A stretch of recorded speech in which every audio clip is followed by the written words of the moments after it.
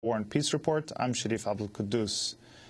Japan is on the verge of a nuclear catastrophe after a third explosion at the nuclear reactor most damaged by Friday's 9.0 magnitude earthquake and tsunami.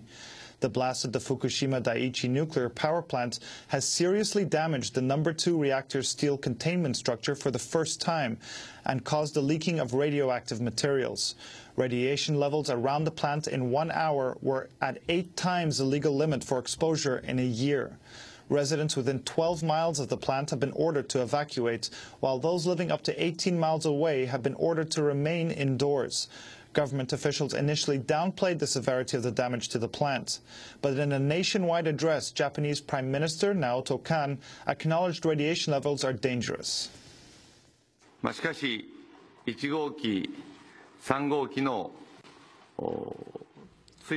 There were hydrogen explosions at reactors number 1 and number 3, and there was a fire at reactor number 4. There's radiation in this area, and the level is pretty high.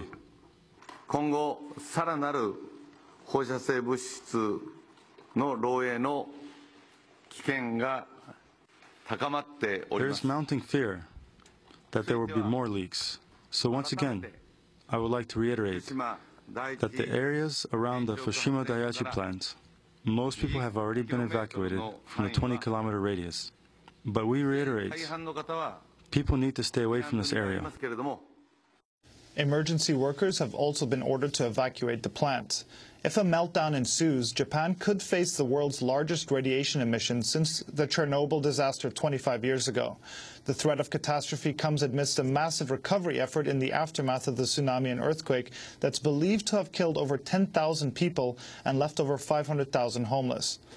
We'll be going to a break, and coming back, we'll be joined by Arnie Gundersen, a nuclear engineer who's coordinated projects at 70 nuclear plants around the country. He provides independent testimony on nuclear and radiation levels to the Nuclear Regulatory Commission and congressional and state legislatures. Arnie Gundersen was a nuclear industry executive for many years before blowing the whistle on the company he worked for in 1990 when he found inappropriately stored radioactive material. He joins us right now from Burlington, Vermont. And joining us from San Francisco is Eileen Miyoko-Smith. She's director of the Kyoto-based Green Action and a board member of Greenpeace International. Eileen is one of Japan's leading voices challenging the production, commerce, and transport of nuclear material and calling for sustainable energy policies. She joins us from San Francisco. But first, we go to Arnie Gundersen in Burlington, Vermont. Mr. Gundersen, can you explain exactly what is happening right now at the plant in Tokyo? Yes, thank you. The first unit exploded over the weekend, and the second unit, which is Unit 3, exploded the next day.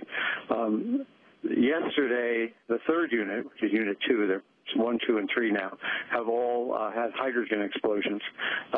This is not a nuclear explosion. This is a chemical explosion. Hydrogen is created because the fuel is too hot, and enormous amounts of hydrogen are created. The biggest problem seems to be in the second reactor, where the containment appears to be ruptured, and the reactor as well may be damaged from this explosion. So the explosion yesterday was the most severe. The most telling issue, as far as I'm concerned, is that the site has been evacuated. There is 800 people on the site, and they evacuated all but 60 people. That's basically telling the crew to man the lifeboats. In the fourth unit, there was a fire in the fuel pool, and I have heard unconfirmed reports that it has started back up again.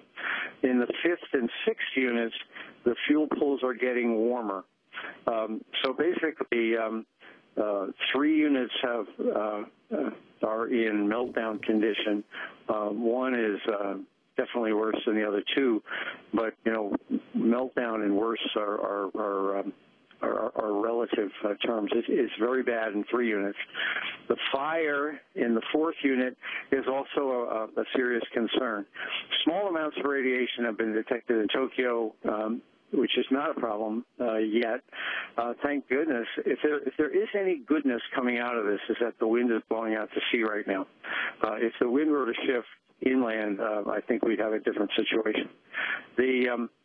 And the last thing is that the emergency zone, out to 20 kilometers, people have been told to leave, and out to 30 kilometers, people have been told to stay indoors, wash your clothes when you come in, wash your body if you go outside and come back in.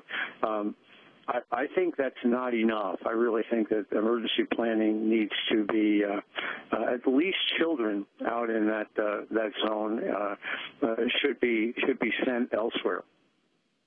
And explain what you mean, what you understand by the levels of radiation that are leaking right now. The levels around the plant in 1 hour at 8 times the legal limit for exposure in 1 year. What does this mean? It's very difficult to determine that right now. You have to remember, with the explosions, most of the radiation detectors have been destroyed. So the New York Times is reporting that workers are picking up in 7 minutes their yearly exposure in certain areas within the plant. I studied 3 Mile Island extensively, and it's very difficult to chase one of these radioactive clouds to determine exactly where it's touching down. So numbers in the vicinity of the plant are probably too low. It's very difficult to be right at the spot where the worst exposures are occurring. So I take with almost no credence any of the numbers in the vicinity of the plant, but my experience shows that they're probably too low.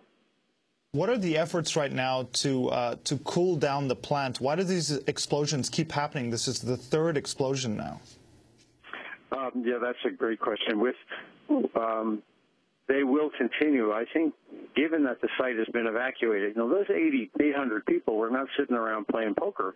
They were all doing critical things. So if you've let 800 people go and are trying to do the work of 800 with 60 people, clearly critical items are not going to be accomplished. So the reason these things are continuing to blow is because the zirconium oxide reactions are continuing. What that means is that the fuel is so hot, it's chemically stripping water, and it's creating oxygen and hydrogen. It's just ripping a water molecule apart and creating hydrogen and oxygen. And that hydrogen continues to build up. That's what's causing the explosions. In order to avoid that, they were manually opening valves into these containments to keep the pressure from building up. And that's one of the critical activities that these 800 employees were doing, as well as manning fire pumps and pushing water in. But I would suspect that a lot of those efforts have been abandoned because of the high radiation levels right now. How similar is the plant in Japan, the Fukushima Daiichi plant, to many of the nuclear power plants in this country? It's almost identical to 23 of them. For instance, the Quad Cities and the Dresden plant in Illinois, the Vermont Yankee plant here in Vermont, Oyster Creek in New Jersey, Pilgrim in Massachusetts. It's almost identical to those and more than a dozen others. This reactor design, this containment design, has been questioned since 1972. The NRC in 1972 said we never should have licensed this containment. And in 1985, the NRC said they thought it was about a 90% chance that in a severe accident, this containment would fail. So that we're seeing it at Fukushima is an indication that this is a weak link. It's this Mark I, General Electric Mark I containment. And we have essentially 1/4 of all of the nuclear reactors in the United States, 23 out of 104, are of this identical design. Arnie Gundersen is a nuclear engineer who's coordinated projects at 70 nuclear power plants around the country.